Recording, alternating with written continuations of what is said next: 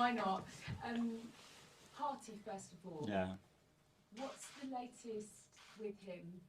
Because the last we heard, he just got injured the day before. Yeah. Again. He's got a muscle injury, and we expect him to be out for a few weeks. We don't really know still the extent of it, and he has more tests today. But yeah, he picked up that injury in training, the last training session, the last kick of the ball, before Seville. So yeah, very unfortunate. Is it the same injury that he'd previously done? No, it's something different. And it happened in the training, but he obviously played 5 minutes for you, didn't he, against City, and then he went and played at Ghana. Do you think that might have contributed? Well, I don't think so. He was coming from a period of absence, and he needed minutes, and he played with the national team, and we tried to be always in touch with them. And then we have 2 games with Chelsea and Seville very, very close, and we decided not to load him on the first game to play him in Seville, and then that happened in training. So sometimes it's difficult. You try to prevent. If we would get injured against Chelsea or against City, we would have said that we have rushed him, you know. But then you rest him and he gets injured. So it's things that happen in football. Gabriel Jesus, because you were quite concerned, him less so. Has he had a scan, and how's his hamstring? Yeah, again, the scan showed that there is a muscle injury, and we might lose him for a few weeks again.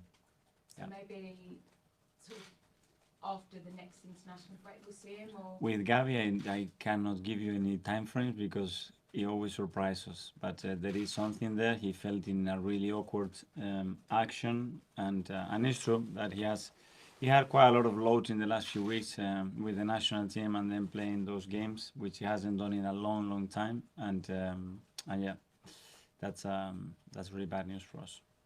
We've spoken a lot this season about how you're in a much better place in terms of personnel and in your mind about trusting others. Yeah. So being able to rotate maybe the squad without those players, or looking at these next 2 games, how much better are you feeling about being able to do that, if you like, and particularly the way that your subs have performed? Yeah, well, when we have 3 big players, now with Jurian, that's a long-term injury, with Thomas, with him. One thing is to rotate the squad, and then the other thing is to have the squad available to pick the right players to rotate them in the right moment, because then you are rotating the squad, yeah, for the first game, but after the squad needs to carry on playing with the injuries, and this is what we want to avoid. But with the schedule that we have, the amount of games that we have is something that we knew was going to happen. It's happening to every club in the Premier League, so there's no difference. And in a sense, it's maybe happened a little bit to your captain. Is there an idea that maybe he needs a little bit of rest, recovery? I don't know. He's not having the same influence that he would have had earlier on in the season. He set the bar obviously quite high. The last few games, he looked a little bit tired on Tuesday night. We discussed that to get to the level that they perform and our front players last season. That's just very, very difficult to see. Well, it hasn't happened in the Premier League. So we need to be conscious of that. But that's about form, about as well putting him in better positions and doing things better in certain areas to help him to have the game that obviously helps him to exploit his qualities. And yeah, they have played as well a lot of minutes. And there's a consequence to that. And just finally from me, because we're also speaking to Declan today, you've talked a lot about how surprised at how well he's gone. Does 100 million or so look quite cheap now? And how good has he looked in, particularly the second half when you really needed him, or in the games when you've really needed him to dig deep? How impressed have you been? He's been terrific for us, and I think he has really perform at the highest level, especially on big games, and that's when you want to see your big players, and he has to step out there, and his contribution in these games has been really, really important. So really pleased. Yep. Hi, Mikel. Good Hi. afternoon. Chelsea and Sheffield United are 2 very different teams, but in terms of the performance, what's the biggest area of improvement you would like to see as a collective compared to your most recent Premier League game? Against Chelsea, especially the way we started the first 15-20 minutes, especially the way we lost momentum by losing certain very, very key duels, and that changed the shift of and momentum of the game. and then for other periods continue to do a lot of the good things that we do, but all the time seek to be better, to play better, to be more dominant, and as well to be more efficient, especially in the final third. When you remove their defeat against Newcastle, Sheffield managed to really challenge most of their opposition so far. What do you expect for them tomorrow? The same, yeah. Looking at when the way they have played against all the top teams and how much they have suffered to beat them, all of them. Some of them scoring the 100 minute, some others really scoring late goals and being really tricky games. So we expect the same. They are fighting for their lives, like we want to win every single game, and it will be a tricky game. When you look at the way you started the season, you're still unbeaten in the league. What satisfies you the most?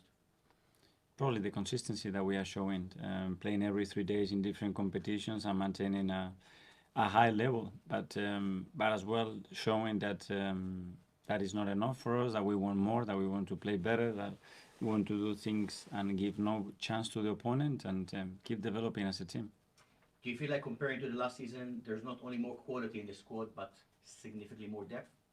There is more depth. Obviously, it would depend on the injuries that we picked and where we have that depth, because obviously having injuries in certain line is going to affect you in a way where you don't have the right replacement. But so far we are coping with it. Everybody feels really connected, and everybody feels that they've got a chance, and that's a really positive thing to have in the squad.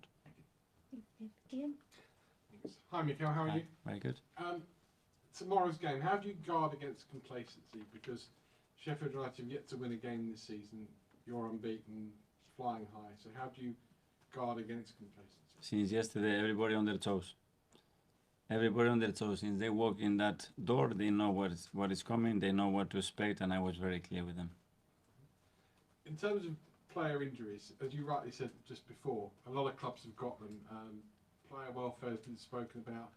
The number of games you're playing this season compared to last is vastly increased. Is that behind it, or is there something else?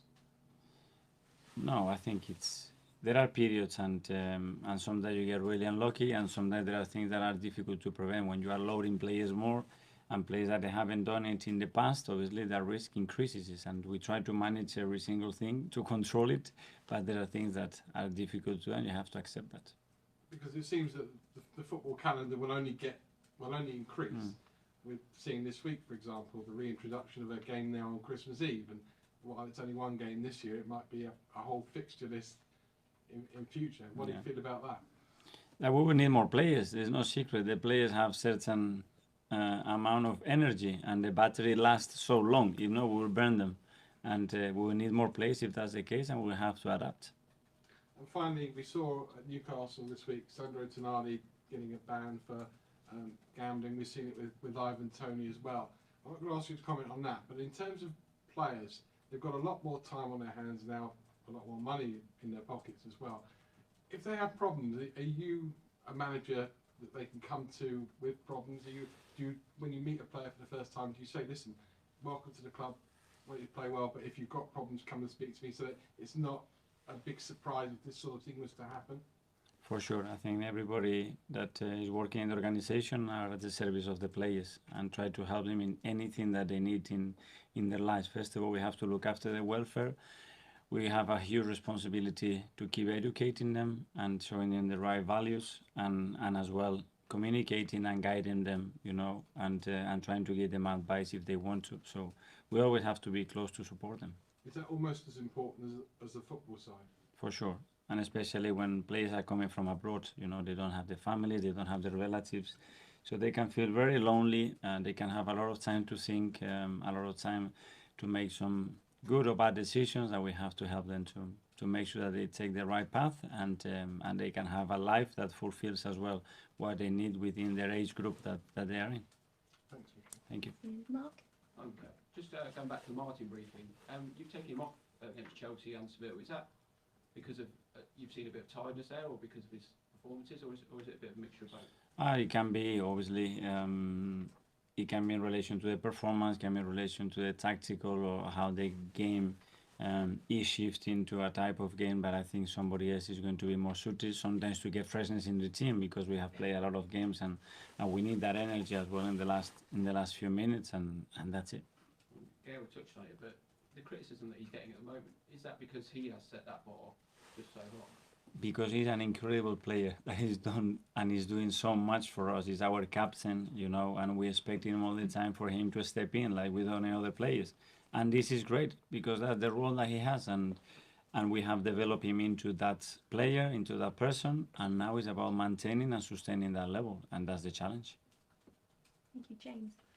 Mikel, you said a minute ago that you think we need more players. Do you mean the 25-man squads? Do you think they should be increased? Well, if we have more games, more competitiveness, and physically the standards are high, we're gonna play more minutes. We have to do that, or we have to, instead of 5 subs, we can have 10. You know, now the 5 subs is something normal. It was a big fight to go from 3 to 5. So I cannot imagine now a game in the conditions that we are in today after the last year and the World Cup that we didn't have the 5 subs. It would be so difficult, you know. So we would have to think, if the calendar extends, for sure we have to think about ways of not dropping the quality, and the only way to do it is players have to have certain availability, and you need players to